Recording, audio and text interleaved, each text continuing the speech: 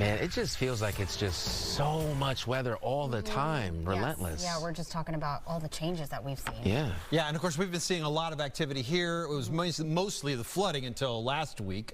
And then, you know, we've just had several days in a row with this severe weather, springtime across the nation. And again, we're locked in again. We had another derecho besides ours on Sunday across Kansas. And now we've got the tornadoes happening in Iowa. This is some video actually that's going to be from Minnesota, where we have a funnel cloud, probably a tornado. It looks like there's probably some contact there touching the ground.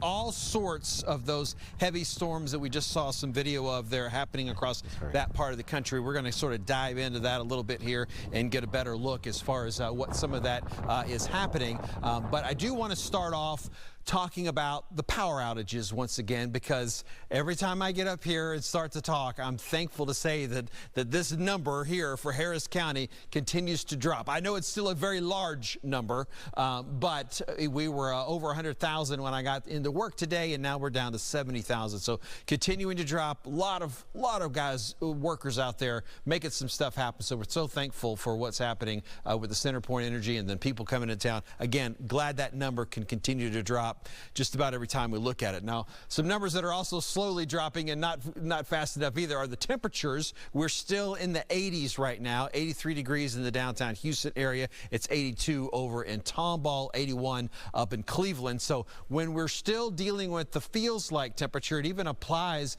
at this late of an hour when we have these dew points in the 70s. That's that super rich air of moisture. It's so humid. 83 degrees feels like 93 degrees. That 10-degree difference between the air temperature and the feels like temperature, that's with us again tomorrow. And today it was even more like a 10 to 12-degree difference. And we'll probably have some more of that. So we talked about the severe weather happening across portions of Iowa, and then yesterday and Sunday in Kansas. This is the current setup where we're looking and expecting all of that severe weather. It has been happening. It continues to happen. But then for tomorrow, we shift things a little bit. It's a longer opportunity, but a little bit less likely as far as the threat from the Storm Prediction Center. But you'll notice getting a little bit closer into the Houston area, this is a lot of that humid air. We do expect some storms to fire up to our north, but they'll sort of fizzle and kind of fall apart before they come down all the way in to southeast Texas. So we're not thinking that we'll have a lot of rain tomorrow, or especially we won't see stormy rain. Temperature-wise, weather where you live, how about Fort Bend County here? We've got Needville at 76 this evening, and then we will get up into Montgomery County here, where we look for some high temperatures for tomorrow.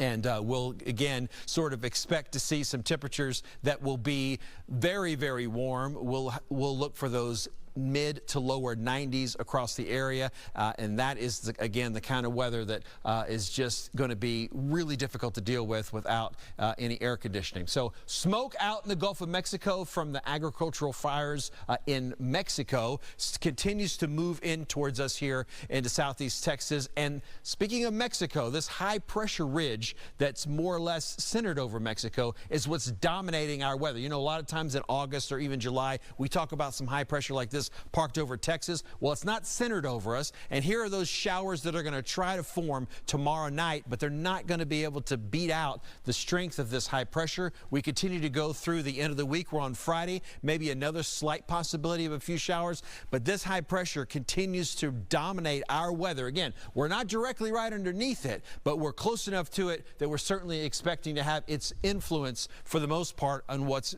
again changing or keeping our weather from changing. 30% chance of rain is the best I could do as far as those folks needing a little bit more rain. That's going to be for tomorrow late in the day, and then we'll keep those temperatures slowly rising. It will be a very warm Memorial Day weekend, so any outdoor activities, our bodies aren't used to the heat. We have to just remember, monitor, kind of keep an eye on yourself and those around you, that we're not going to overheat. All right, thank you so much. We are thankful for everyone at CenterPoint as well, working hard. Hopefully everything gets restored here before we head into that weekend and the hotter days that are ahead. Yeah, definitely.